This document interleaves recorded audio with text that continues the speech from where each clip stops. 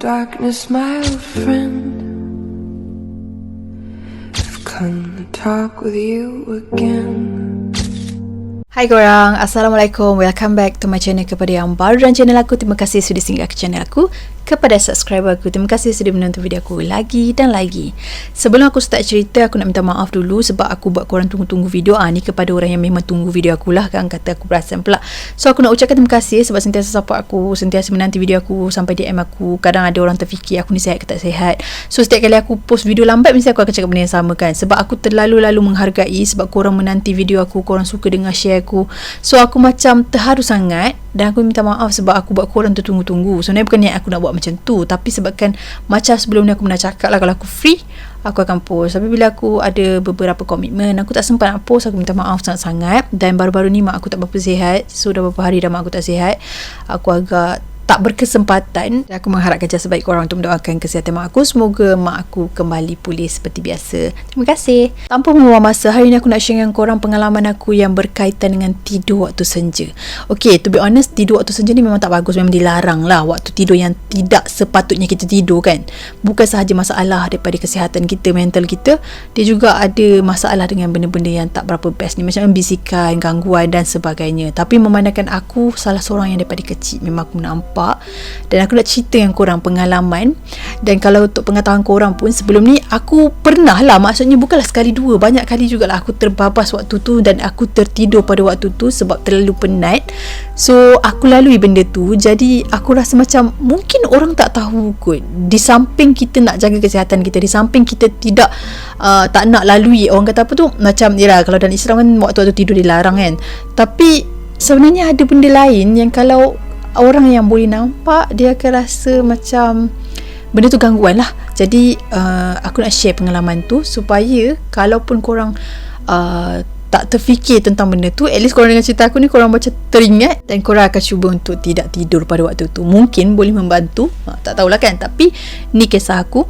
So aku nak share, ada banyak kali juga, dan dia taklah setiap kali aku tertidur tu dia gangguan yang seram, tapi ada certain tempat yang aku lalui benda ni, aku kena gangguan yang agak heavy. So aku nak share dengan korang dekat sini. Okay, ni kisah yang awal-awal. So aku share yang mana aku ingat je, sebab yelah dalam banyak journey aku ni, bukanlah semua aku ingat betul-betul exactly apa yang berlaku. Tapi ni adalah salah satu yang memang aku tak boleh lupa dan aku sentiasa ingat lah benda ni. Okay, pengalaman yang berkaitan dengan tidur waktu senja ni, yang ini terjadi waktu aku sekolah. Okay, so aku cerita start daripada aku sekolah dulu sampailah ke aku kerja dan sampai bila aku dah dewasa sikit. Okay, so yang ini adalah peristiwa di mana masa tu aku duduk dengan family aku tertidur lepas balik sekolah. Kalau kita sekolah kan, kita balik macam sekolah menengah kan, balik macam pukul 2 lah paling. So pukul 2 tu balik tu, lepas dah makan mandi apa sebagainya tu, aku tertidur. Kiranya asar tu pun aku tak bangun tau. So aku terjaga lepas maghrib, betul-betul lepas maghrib ku, macam ataupun maghrib masih ada, tengah-tengah maghrib tu kan. Tapi orang lain macam dah solat.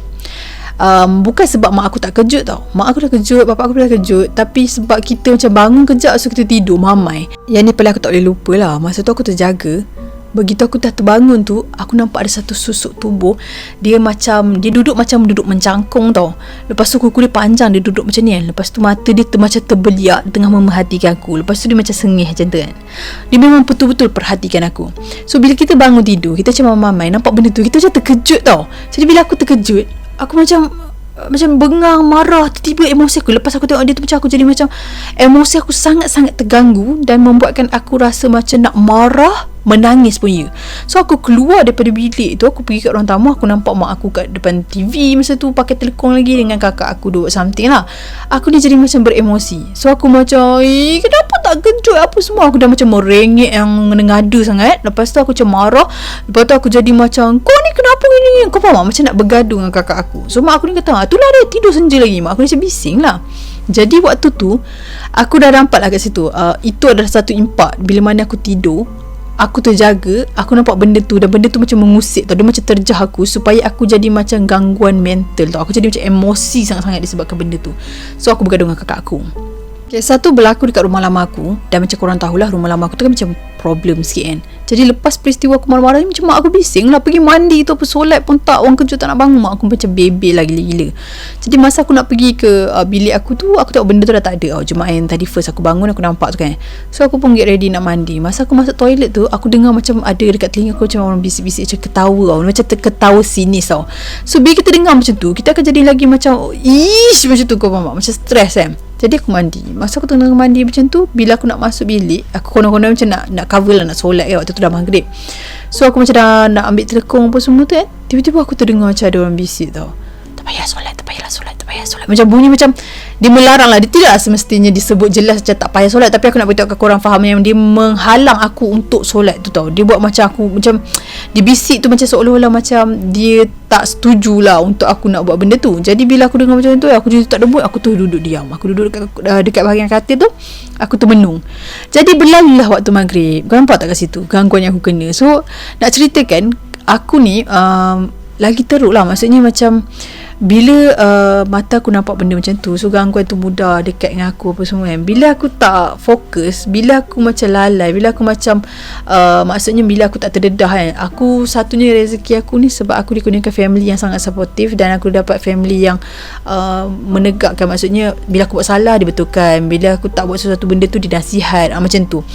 Aku bersyukur kat situ sebab bila aku tak buat sesuatu benda tu, macam mak aku, bapak aku nasihatkan aku. Jadi kalau aku, contohlah kalau aku dalam family yang tak berapa peduli sangat hal aku, mungkin aku pun macam tak nak solat, tak nak lah itu, tak nak ini kan. Sebab kita macam lebih kepada masa tu muda, kita akan lebih kepada macam tak nak melakukan benda-benda yang baik ni tau. So bila kes yang aku tidur senja tu, aku dengar benda tu bisik-bisik kat aku macam tu, aku jadi macam malas lah, bodoh, semua orang tak kejut aku. Aku blame lah. Aku blame persekitaran aku. Aku macam mak aku tak sayang aku, mak aku pun tak kejut aku, apa semua. Dia orang tak nak aku solat ke apa semua. Kau tahu tak, dia jadi satu perangai yang negatif lah. So dekat situlah aku terus macam duduk termenung, dan maghrib berlalu aku tak solat maghrib. Jadi aku terus buka telekong, lepas tu terus pergi ruang tamu, macam tak ada apa-apa. So kat situ perangai yang kata aura negatif yang tak baik tu datang disebabkan puncanya aku tidur pada waktu senja. So gangguan tu memang ada. Jadi nak ceritakan, kalau orang yang tak nampak, orang yang tak dengar kan, dia akan lalui benda yang sama. Mungkin sebab mungkin dia tak dengar, tapi sebenarnya kan bisikan tu kan sentiasa ada je dekat sekitar kita. Maksudnya ialah macam gangguan, macam orang kata apa, syaitan akan berbisik kat kita apa semua. Maksudnya macam gangguan bunyi tu ada, dan itulah yang membuatkan aku lebih lagi macam merasakan apa yang aku buat yang betul tu adalah salah, yang salah tu adalah betul. Kau faham? Lebih kurang macam tu. So itu tak heavy lagi. Itu kisah yang macam aku start tahu, rupanya bila aku tidur senja tu, lagi jelas nyata benda tu memang akan mengganggu, dan dia lebih suka bila kita buat sesuatu benda yang dilarang. Lepas tu bila aku dah besar sikit kan, masa tu aku dah study luar lah, aku duduk rumah bujang kan. So masa tu aku balik kelas last aku macam pukul 6 macam tu kot, pukul 6. So balik tu memang aku dah plan dah, aku nak basuh baju, lepas tu aku nak mandi, lepas tu aku nak buat apa yang patut lah. Aku macam tak plan nak tidur. Tapi bila dia dah balik tu, masuk bilik, nampak katil, jadi ngantuk sangat-sangat tau. Jadi aku macam baring sekejap lah. Cadangnya macam tu. Sebab aku start daripada bila aku dah duduk sendiri tu, aku macam kurang nak tidur petang. Sebab aku tahu dah bila aku bangun, emosi aku akan terganggu. Lepas tu gangguan-gangguan tu, sebab aku dah pernah kena kan. Tapi macam aku cakap lah, kita tak akan terlepas juga daripada benda tu. So aku tertidur. Okay, masa tu katil aku ni katil besar juga, katil queen kan. So aku tidur, waktu tu aku macam tidur yang keadaan tak ready ni, sangat-sangat lah yang tak best tau.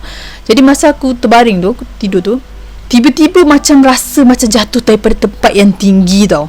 Kalau ikutkan tanda-tanda macam tu kan, macam nak kena sihir ke apa ke, lebih kurang macam tu lah. Mimpi-mimpi yang tak bagus lah maksudnya.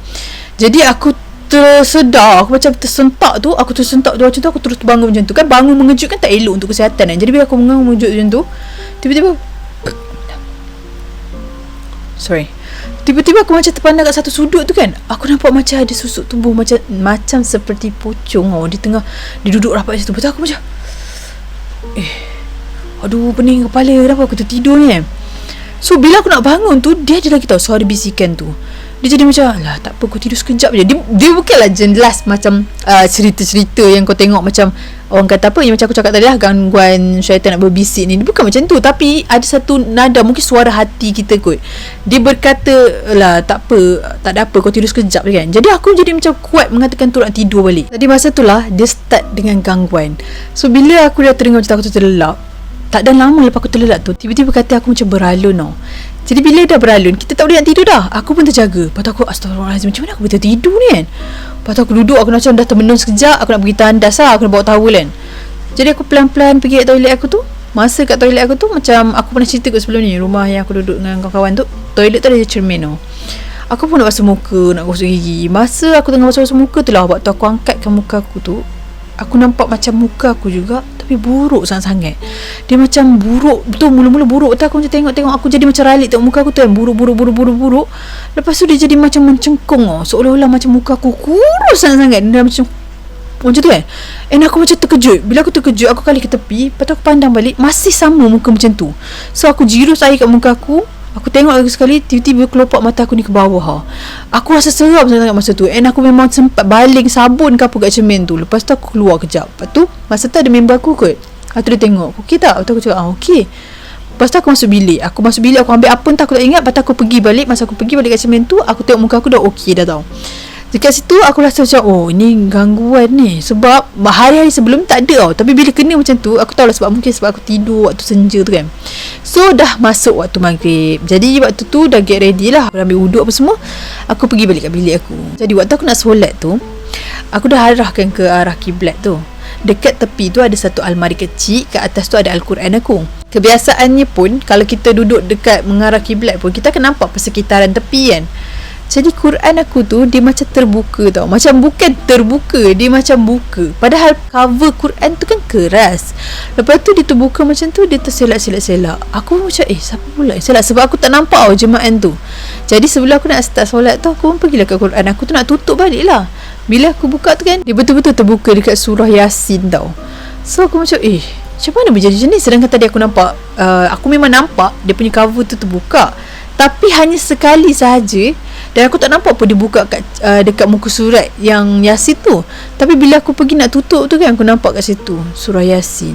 Macam memang nampak lah seolah-olahnya macam ada orang yang buka benda tu tadi. Padahal aku tak nampak penjemahan apa yang ada. Jadi kat situ aku macam fikir jugalah apa maksud di sebalik apa yang berlaku tu. Tapi tak terbawa lah, sebab apa yang aku lalui tu adalah sesuatu yang aku rasa memang gangguan. Dan masa tu kan aku tidur waktu senja. So aku rasa macam memang benda tu nak ganggu aku kan. Macam nak bagi kesedaran kat aku ke, wallahualam. Tapi nak ceritakan benda tu berlaku lah. So itu pun tak berapa heavy sangat. Bila aku dah alam pekerjaan, aku duduk sendiri juga masa tu. So waktu tu aku malam sebelum aku pergi kerja tu, aku tak boleh tidur. Dan aku kerja pagi tau. So bila aku balik dalam pukul 4 lebih macam tu, aku memang dah ngantuk sangat-sangat. Sebab malam tu aku memang tak tidur. Aku tak tahu kenapa, aku tengok Korea macam tu. So balik je kerja tu, aku macam dah ngantuk gila. Tapi aku macam set dalam kepala otak aku, jangan tertidur. Aku nak tidur lepas Isya pukul 9 macam tu, aku nak tidur kan. Aku tak plan untuk tidur petang. Jadi bila nak sampai, rumah aku tingkat 4. Bila sampai je dekat rumah, dengan penatnya masuk bilik nampak katil, dah aku dah jadi ngantuk. Lepas tu aku macam baring kejap lah. Nak keadaan cuaca sejuk masa tu, dah hujan-hujan renyai macam tu, aku pun masuk dalam selimut. Aku tengah baring macam tu, aku terlelap. Jadi aku terjaga, bukan waktu maghrib tau. Korang dengar hujan ke? Sorry, sekarang tengah hujan. Hujan lebat sangat-sangat memang akan terdengar lah aku rasa. Okey, sambung balik. Lepas tu bila aku dah tidur tu, macam maghrib waktu tu 7.20 something tau. Tapi aku terjaga pukul 6.50. Kira macam betul-betul nak dekat maghrib kan. Disebabkan masa aku tengah tidur tu, aku dah selimut tau. Aku disentap. Maksudnya macam ada orang tarik aku. Memang tarik, genggam kaki aku tu. Lepas tu dia rentak aku tau. So kepala aku dekat bantal tu, tiba-tiba aku ke bawah jatuh. Jadi aku tersedar. Aku macam tu kan. Lepas tu bila aku tengok, tak ada siapa-siapa. Aku tengok kat bawah tak ada. Aku tengok kat almari pun tak ada. So persekitaran aku memang clear. Maksudnya di mata aku lah, yang mana mata aku boleh nampak sesuatu benda yang dia nampak, dia tunjukkan diri dia. Tetapi pada waktu tu aku tak nampak apa-apa jelmaan. Jadi bila aku dah tersedar, aku macam terbangun. Pukul berapa ni? 6.50 lebih nak maghrib ni. Aku pun nak bangun lah. Jadi waktu betul-betul aku nak turun daripada katil tu, tiba-tiba aku terdengar macam bunyi, macam sok-sok macam ada orang kat luar, kat ruang tamu. So rumah tu ada 3 bilik, ada satu dapur. Dapur pun ada pintu lah, tertutup. Jadi bila aku keluar kat ruang tamu, aku macam pelik lah sebab kakak aku tak balik lagi. Lepas tu housemate aku pun tak ada. Kiranya aku seorang je kat rumah tu kan. Tu suara siapa pula? So aku macam terfikir. Masa tu apa yang bermain kat kepala otak aku yang pertama sekali, aku takut ada orang masuk rumah kan. Aku pun intai lah bilik sebelah. Aku tolak pintu apa semua. Memang tak ada apa-apa. Keadaan pun tenang je, tak ada sesiapa pun. Elok aku nak buka tombol pintu bilik aku tu, masa aku nak buka tu, tiba-tiba aku terdengar macam orang berlari tau. Bunyi orang berlari yang tak pakai slipper. Kau duduk dekat rumah tingkat 4, duduk lantai kau yang jadi mozaik yang bunyi tu tau. So bila dengar macam tu kan, aku terus macam pandang belakang. Aku nampak tak ada sesiapa. Pintu dapur tertutup tau. Memang daripada awal memang tutup. Aku balik pun aku tak buka pun dapur. Pintu dapur memang tertutup. Tapi bila aku dah tolak pintu bilik aku tu, pintu dapur tu terbuka. Dia macam serentak. Aku nak buka pintu bilik aku, pintu dapur tu terbuka. Macam seolah-olah aku buka pintu bilik aku tu connect dengan pintu dapur. Macam tak logik lah kan.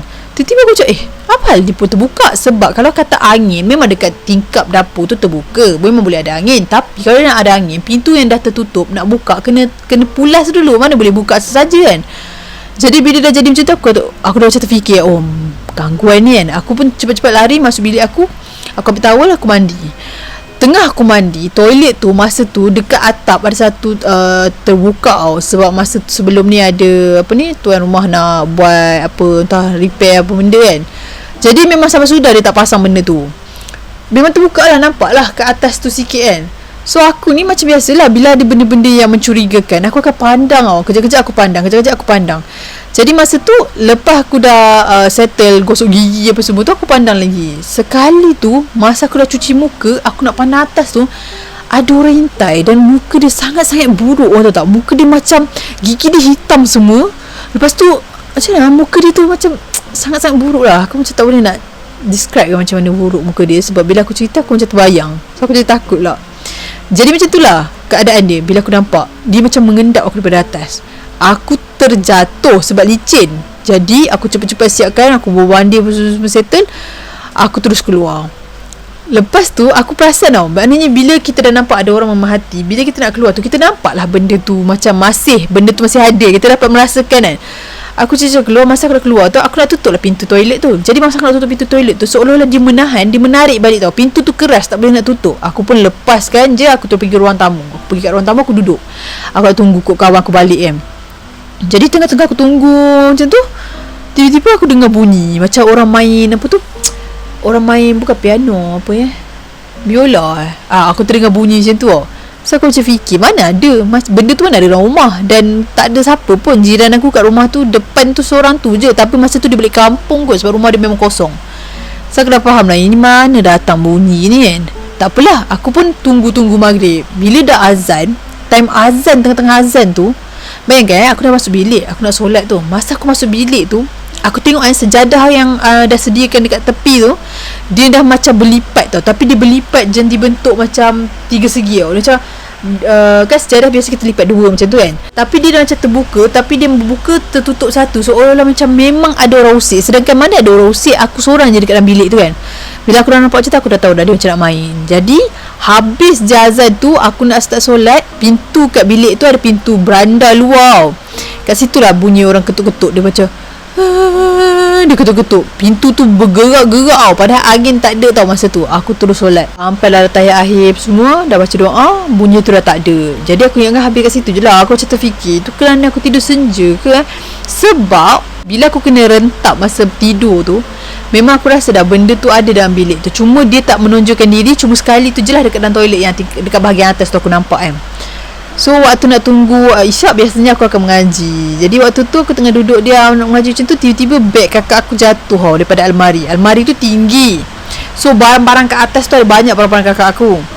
Tiba-tiba satu beg tu jatuh. Sangat-sangat tak logik, sebab dia belah tepi, belah dalam rapat dengan dinding. Dia terletak elok, dah bertahun dah dari kat situ. Tiba-tiba beg tu jatuh tau.